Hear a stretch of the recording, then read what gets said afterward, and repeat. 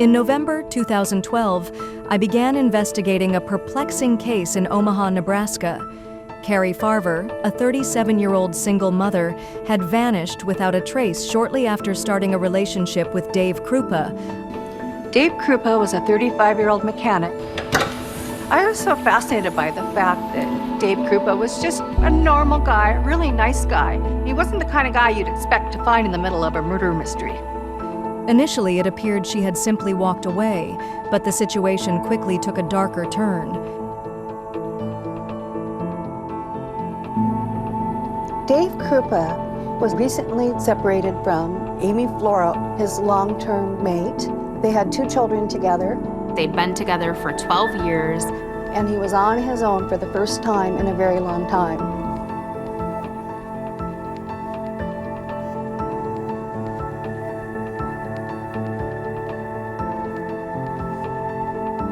Venture back into the dating pool. I'd been out of it for a long time, so I felt pretty rusty. I was sitting in an apartment by myself at the time with no furniture, so internet dating was the thing. That was the way to go. The person Dave met on an online dating site was a woman by the name of Liz Gollier. Her full name is Shanna Elizabeth Gollier, but she went by her middle name, Liz. Liz was a single mother with 2 children, and her kids were about the same age as Dave's kids. She had a business, Liz's housekeeping. Dave and others began receiving thousands of aggressive messages from someone claiming to be Cari. These messages were threatening, obsessive, and unrelenting. It seemed as though Cari had spiraled into a dangerous obsession. But here's the twist. Cari wasn't alive. She hadn't sent a single message.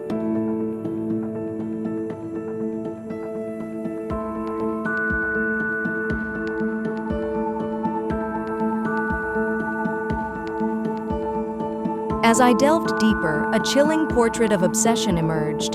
The true sender was Shanna Liz Gollier, another woman involved with Dave.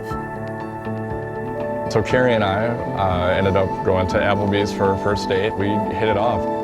As we're getting up to leave, I asked Cari if she wanted to come over and hang out. And she said yeah. So we went back to my place, we shared a kiss, and then it got a little hotter and a little heavier. And then Cari stopped and said, okay, if we're gonna do this, and this implying sex, that's all it is. You're not my boyfriend, I'm not your girlfriend. I felt like I hit the jackpot with that. I couldn't have wrote it better. One slightly awkward thing, the night of Dave and Cari's first date, Liz Gollier came by Dave's apartment to pick up some things that she'd left there. I walked Cari out the front door, and she walked right by Liz, and they probably saw each other for 6 seconds. As I delved deeper, a chilling portrait of obsession emerged. The true sender was Shanna Liz Gollier, another woman involved with Dave. After murdering Cari, Liz assumed her digital identity, stalking, harassing, and manipulating those around her. It was one of the most elaborate and disturbing catfishing schemes I'd ever encountered. It took years before digital evidence cracked the case open. Deleted photos, metadata, and unsent draft emails. Each piece of digital fingerprint Liz tried to erase came back to haunt her. She was arrested and eventually convicted. To this day, the Farver case remains a modern lesson in how obsession can be masked behind a screen, and how technology, while dangerous in the wrong hands, ultimately brought justice. Thanks for watching. If this story got you thinking, hit the like button and subscribe for more true crime survival stories. This is Crime of Survival. New videos every week. See you in the next one.